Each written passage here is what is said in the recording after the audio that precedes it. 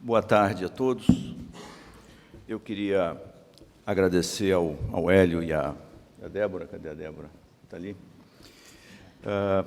Eu aceitei com muita honra esse convite, mas também com muita responsabilidade para participar da abertura desse programa Mais Competitividade Brasil, porque, de um lado, eu tenho a convicção de que o ambiente de negócios brasileiro, em seu estado atual, ele chegou a um ponto crítico de engessamento da atividade econômica, da produtividade e, por consequência, da competitividade dos empreendedores nacionais.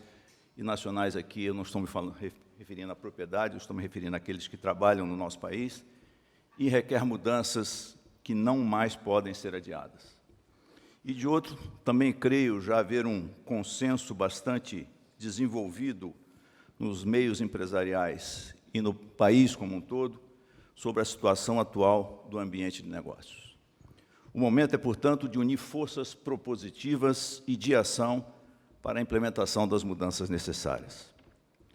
O trabalho desenvolvido ao longo do segundo semestre do ano passado e no início desse ano pelo nosso comitê, o Comitê de Competitividade da AmCham, do qual faço parte com muitos outros representantes da classe empresarial dos mais diversos setores, resultou em profunda e abrangente proposta de uma agenda de competitividade para o Brasil, que será apresentada na sequência pelo Mark, da A.T. Kearney, que foi a facilitadora desse trabalho. A mobilização para a implementação de uma agenda de competitividade para o Brasil é uma tarefa que cabe a cada um de nós, não somente como representantes do setor empresarial. É, antes disso, na minha opinião, uma função cidadã, que visa garantir um ambiente propício para que o Brasil retome o crescimento nos próximos anos e também proporcione um país mais próspero para as próximas gerações dos nossos filhos e netos. Tampouco é uma tarefa apenas para o Estado brasileiro, para o Congresso, para o governo.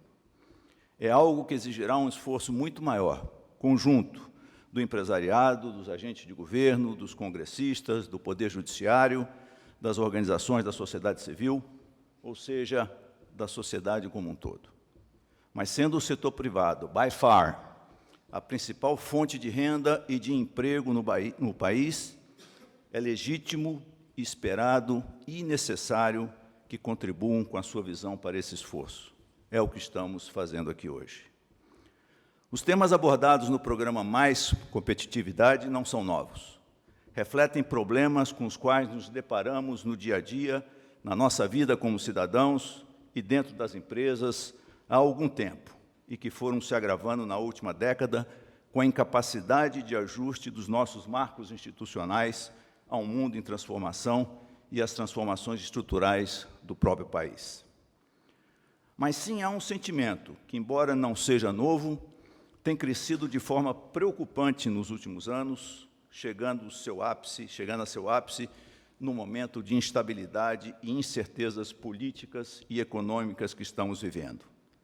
A ideia de que o Estado brasileiro, pelo qual passam, na forma de impostos ou contribuições, cerca de 35% de tudo que as empresas e os cidadãos produzem no país, apresenta-se cada vez mais como um obstáculo, uma draga ao desenvolvimento econômico e social da nação. Recentemente, eu me vali da expressão atribuída a Tom Jobim, Brazil is not for beginners, o Brasil não é para amadores, para descrever a situação de como é fazer negócios no Brasil. A realidade é uma só. O ambiente para o funcionamento das empresas e para a realização de negócios no Brasil é muito árido e hostil. Começa pela forma de tratamento de quase todos os organismos das três esferas de governo, federal, estadual e municipal, em relação às empresas, empresários e empreendedores. Não como entes que produzem crescimento, riqueza, renda e empregos, mas sim como demandantes quase ilegítimos, cujo atendimento constitui tão somente um favor numa relação pouco produtiva e eivada de desconfianças. Essa visão distorcida do empreendedor por parte do poder público contribui para a criação de normas excessivas, controles desnecessários, lentidão, falta de compromissos com prazos, etc., os quais, por seu turno, configuram um caldo altamente propício para a corrupção e para desestimular o investimento. Um aspecto que exemplifica esse quadro são os riscos de natureza pessoal e, em consequência, familiar, que correm os empreendedores e administradores de negócio no Brasil, muito maior que em outros países relevantes.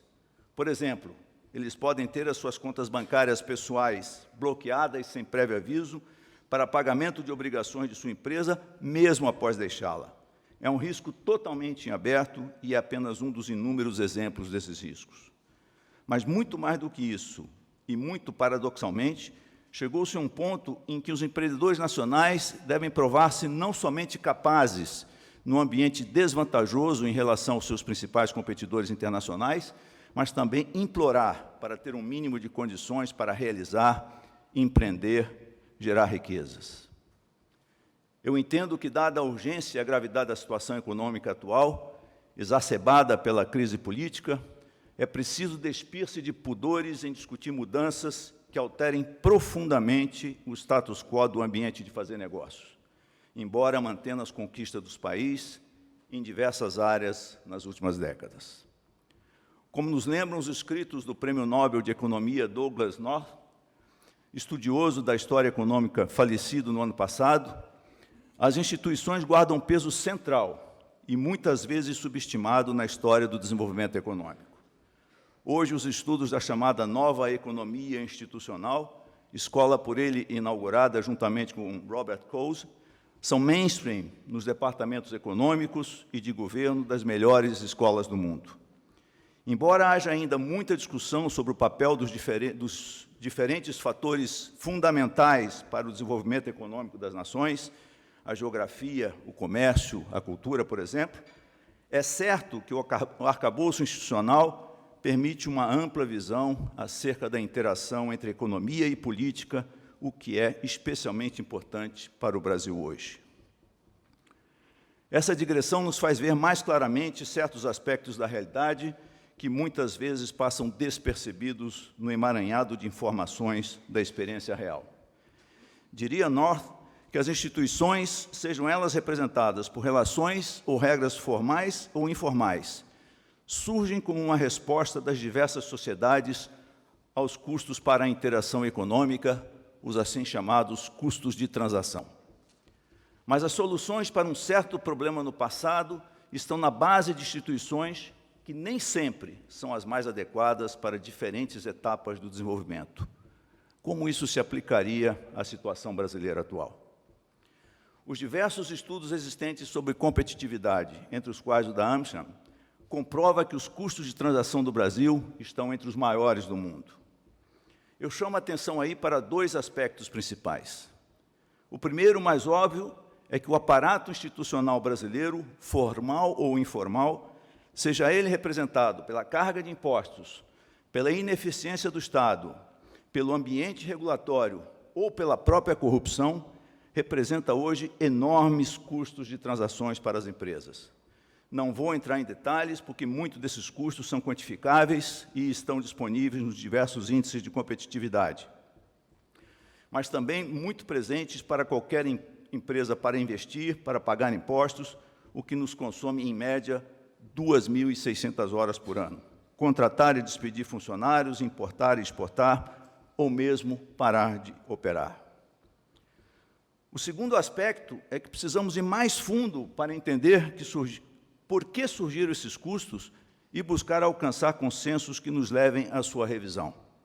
Em muitos casos, eles surgem como uma resposta a algum custo de transação original, como, por exemplo, falta de informações ou falta de laços de confiança, que acabam gerando regras que são perenizadas e que passam a representar custos muito maiores. Esses exemplos abundam em nossa legislação. Por exemplo, o caráter normativo da nossa Justiça do Trabalho. A vontade do trabalhador, adequadamente representado pelo seu sindicato e expressa num contrato com seu empregador, tem sido frequentemente transformada em letra morta pelo Tribunal Superior do Trabalho, em evidente prejuízo para a realização dos negócios no nosso país. Se era justificável quando foi estabelecida na primeira metade do século passado, essa visão de que o trabalhador brasileiro é relativamente incapaz não encontra qualquer justificativa no mundo de hoje. Instituições criadas em um determinado momento histórico precisam ser revistas e ajustadas ou mesmo eliminadas de tempos em tempos. Há hoje no Brasil uma enorme necessidade de ajornamento, de atualização de políticas tributária, trabalhista, previdenciária, mas também de muitas outras políticas públicas, inclusive na área social, ambiental e industrial, que precisam ser reexaminadas, avaliadas e, caso necessário, ampliadas, revisadas ou simplesmente eliminadas. Temos assistido frequentemente, ao contrário, a um acúmulo de novas políticas e regras que, apesar de suas boas intenções, o que muitas vezes também é discutível, se perenizam no Estado e representam custos insustentáveis para a sociedade, sem que haja uma discussão mais profunda sobre o seu custo-benefício.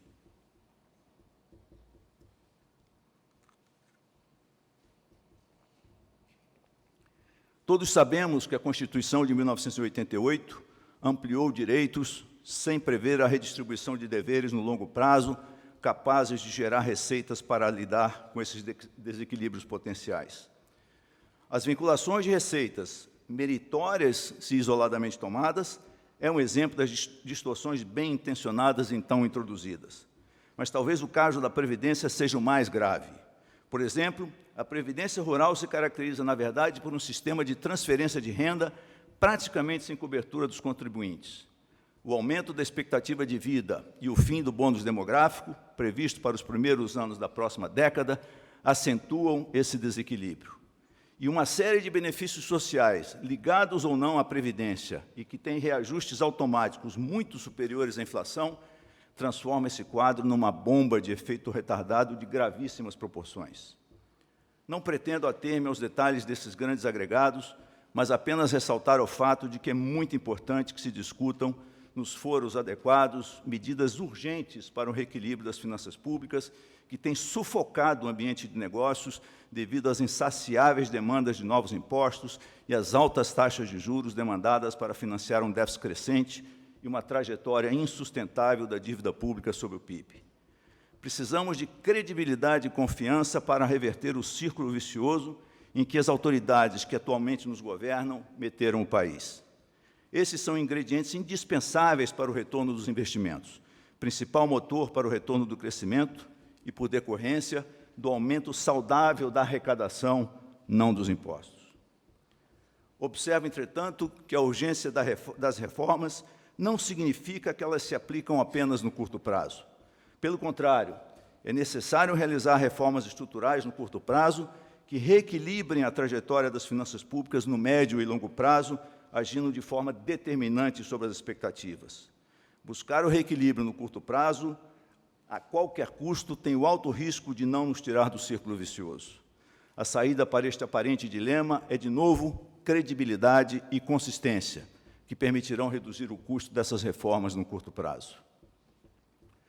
Mencionei que há um outro valor muito importante para o crescimento econômico, que é o da confiança. Francis Fukuyama abordou o tema no livro Trust, de 1995.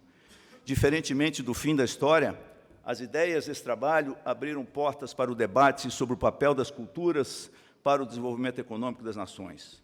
Voltando ao tema dos custos de transação, para Fukuyama, a eficiência dos sistemas sociais e econômicos também depende do nível dos custos de transação, que, por sua vez, são determinados pelo grau de confiança presente na sociedade.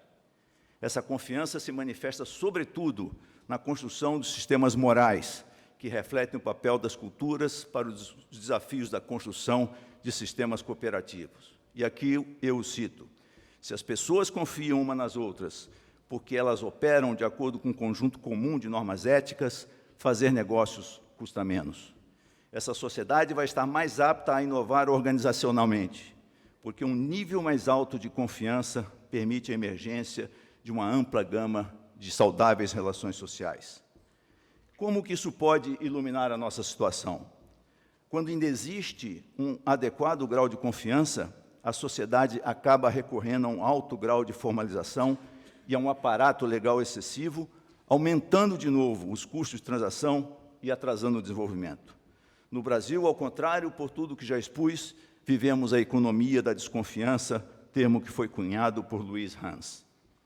Por certo, não pretendo transplantar ideias para o Brasil, mas usar a história e as análises econômicos sociais como fontes de uma reflexão necessária. Nesse contexto, é preciso evitar a tentação da chamada excepcionalidade brasileira, a famosa jabuticaba, para justificar regras e hábitos que já não são mais adequados para um mundo em rápida transformação. Isso me permite abordar uma das questões centrais para a agenda da competitividade, que é a integração do Brasil à economia global. É verdade que a desvalorização do real ocorrida no último ano já dá resultados concretos, não somente pela marcada redução das importações associada à queda da produção, mas também pelo lado da substituição de importações, efeito que tem crescido na indústria da transformação.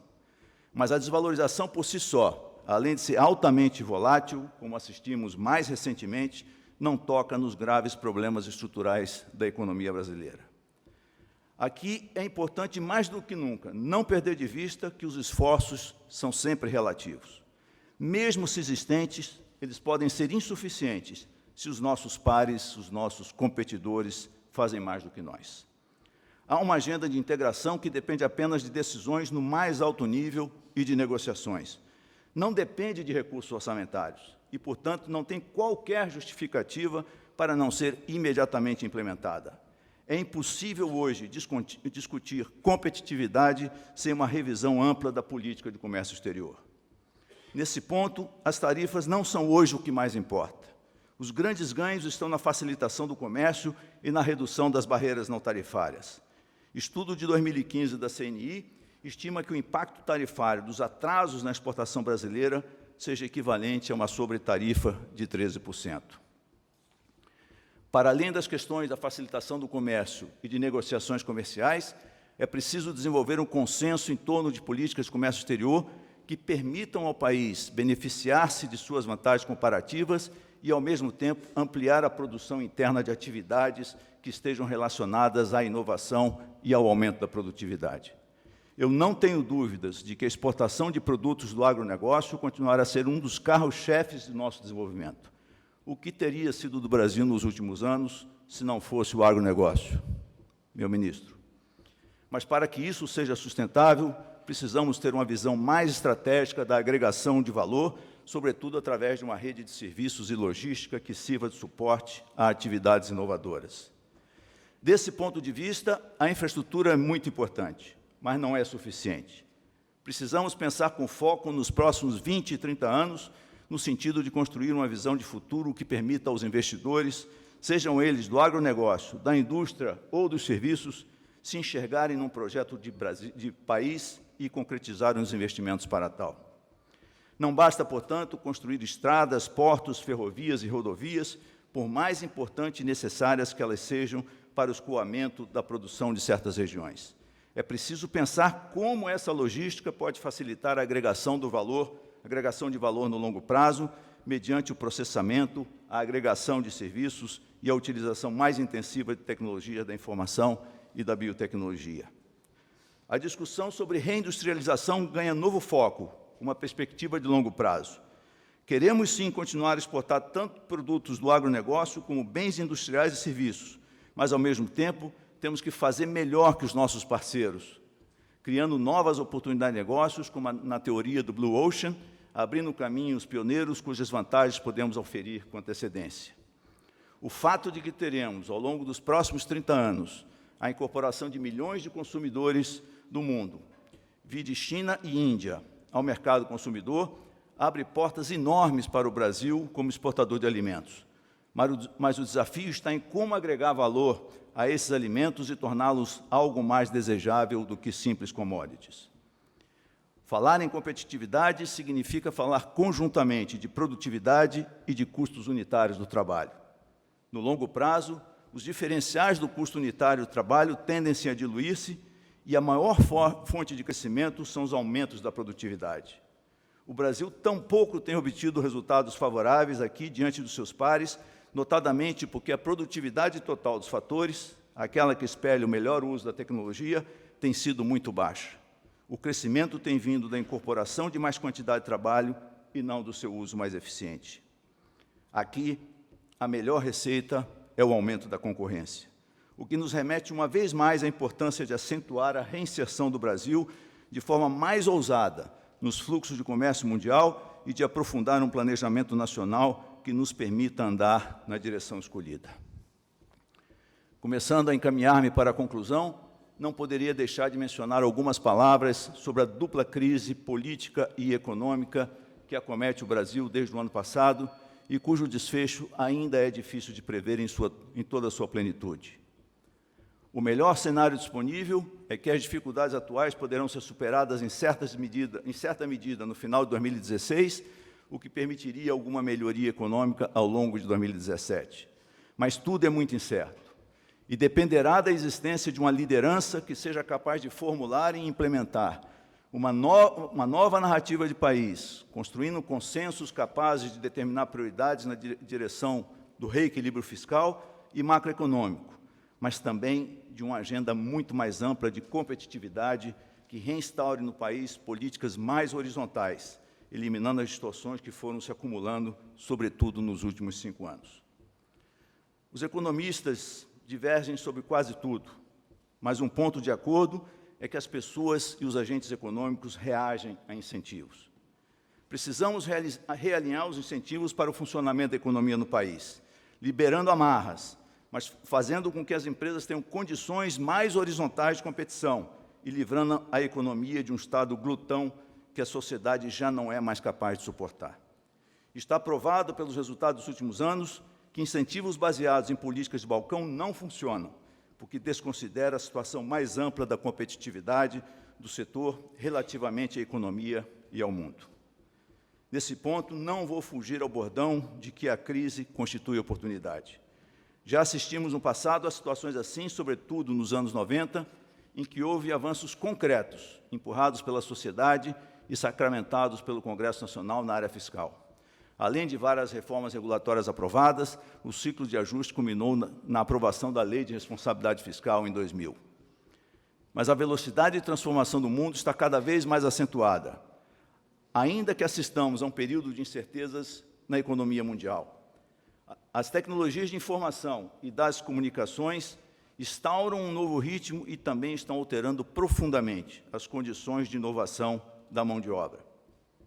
Mas no recém-lançado World Development Report do Banco Mundial, ele alerta para os riscos de que dividendos digitais não sejam totalmente verificados devido a atrasos em questões mais fundamentais, ainda do mundo analógico. Aí se encontra fundamentalmente o caso da infraestrutura, mas também de formação de mão de obra. O esforço aqui no Brasil é, sobretudo, para melhorar a qualidade do ensino e a preparação dos jovens para lidar com esse novo mundo. Muitos dos senhores e das senhoras sabem que em áreas que exigem maior qualificação, ainda temos falta de mão de obra, o que é encoberto pela crescente taxa geral de desemprego na economia. O risco para o Brasil está justamente em ter uma nova década perdida, como já apontam muitos analistas. A oportunidade está em usar a crise para dar uma guinada estrutural na nossa economia e no nosso arcabouço institucional para fazer negócios. Essa é uma vantagem das novas tecnologias, de alguma forma imateriais, com produtos cujo valor agregado de conhecimento é muito maior que o valor da matéria-prima em si. Todos nós temos o nosso iPhone ou Samsung, esse é um bom exemplo. Ao mesmo tempo que elas têm um ciclo de vida mais curto, não deixa de ser verdadeiro que elas podem oferecer mais portas de entradas para aqueles que desejam enfrentar a competição global, porque elas estão mais dispersas e os consumidores também. Em suma, precisamos estabelecer uma visão de país, com vistas a tirar proveito de nossas vantagens comparativas e buscar pular etapas no crescimento econômico. Para concluir, eu gostaria de voltar à reflexão sobre custos de transação, instituições e confiança. No momento, os nossos custos de transação são muito altos, a confiança social é muito baixa e as instituições estão sendo testadas quase no seu limite. Muitas estão funcionando plenamente, mas outras funcionam perpetuando vícios que desejamos ver exterminados da cena nacional. Quero crer que as crises que vivemos são também uma forma de catarse social e transição para um país melhor. Para tanto, os líderes, quem quer que sejam, precisam ser responsáveis, mas também proativos, sobretudo para a reconstrução do nível de confiança social que nos permita sair dessa armadilha. Pelo caminho que o Brasil já trilhou no seu desenvolvimento, pela resiliência de suas instituições, pelo potencial de seus cidadãos, de suas empresas, de seus empreendedores, o país poderá, sim, sair dessa crise fortalecido. Para isso, não podemos perder de vista nunca a diferença entre o país que somos e o país que poderíamos ser. Isso nos trará um inconformismo que, eventualmente, será a alavanca para nos tirar da imobilidade. Temos uma agenda de competitividade bem estruturada a desenvolver e que aponta caminhos concretos para a redução dos custos de transação nos próximos anos. Mãos à obra. Muito obrigado.